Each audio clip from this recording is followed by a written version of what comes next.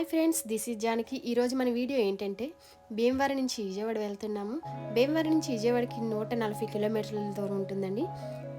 So అక్కడి నుంచి నేను కూడా విజయవాడ ఎప్పుడు దర్శించుకోలేదు అమ్మవారిని. అలా చూడడానికి వెళ్ళాము. సాయంత్రం 5:15కి బయలుదేరామండి మేము ఇక్కడ నుంచి. సో 8 o'clock అంతా రీచ్ అయిపోయాము. విజయవాడ కొండ మీదకి వెళ్ళిపోయాము మేమంతా. అక్కడి నుంచి కిందకి చూస్తే వ్యూ చూడండి ఎంత బాగా కనిపిస్తుంది. చాలా అంటే చాలా బాగుంది. నైట్ అయిపోయింది కదండి, చాలా లైటింగ్ చాలా బాగుంది ఇక్కడ నుంచి చూడడానికి.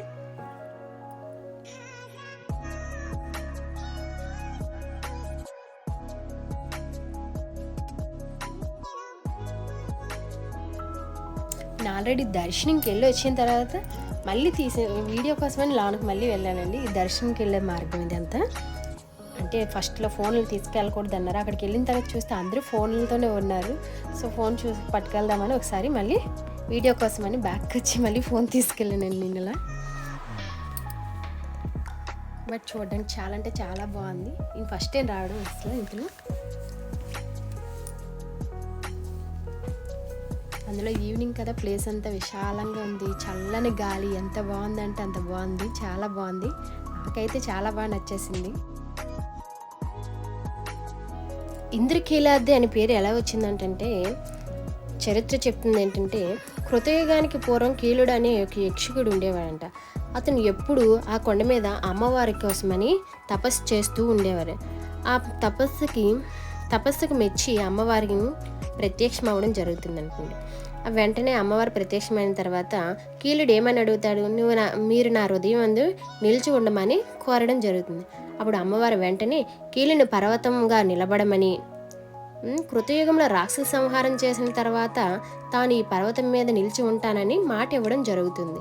కీలుడు కూడా కీలాద్రిగా మారిపోతాడు. అమ్మవారు చెప్పినట్టుగా కీలాద్రిగా మారిపోతాడు. అమ్మవారి కోసం ఎదురు చూస్తూ ఉంటాడు. అమ్మవారికి సేవించుకోవడానికి ఇంద్రాది దేవతలు కూడా అక్కడికి తరచూ రావడం జరుగుతుంది. అందుకని దీన్ని ఏమంటారంటే కీలాద్రిని ఇంద్రకీలాద్రిగా మారడం జరుగుతుంది. ఇంకొకటి ఏమిటంటే, మహిషాసురమర్దిని ఆమె కనకవర్ణంతో వెలుగుతూ ఉంటుంది కారణంగా కనకదుర్గ అని కూడా అనడం జరుగుతుంది.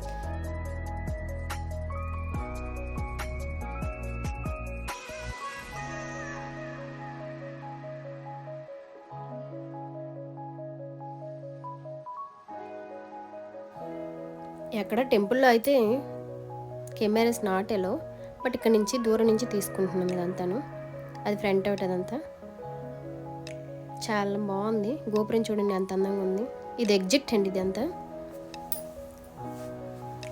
పెద్ద ఉండి, ఇది అమ్మవారి కానికి ఉండిలోనే వేయవలను.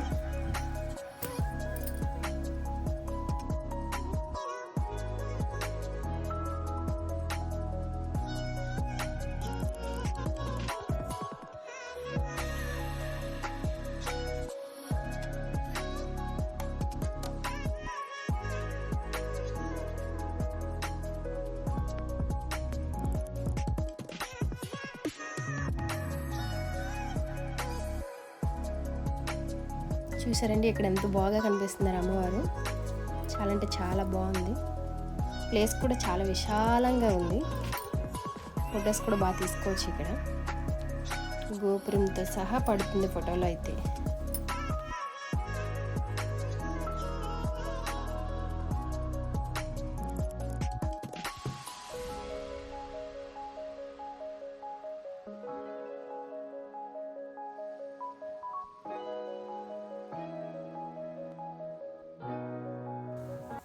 సో ఇలా ఫొటోస్ సెట్ అయిపోయిన తర్వాత బయటకు వచ్చేసాం మేమంతా.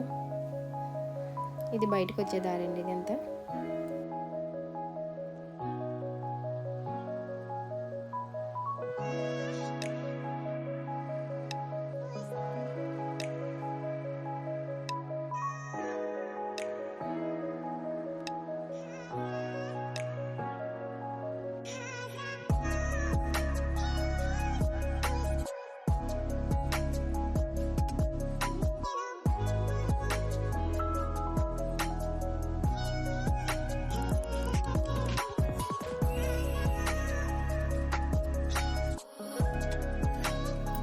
ఇక్కడ చూడండి శిఖరం ఎంత బాగా కనిపిస్తుందో. ఇక్కడ నిల్చొని చూస్తే గోపురం 4 పక్కల చాలా బాగా కనిపిస్తుంటుంది.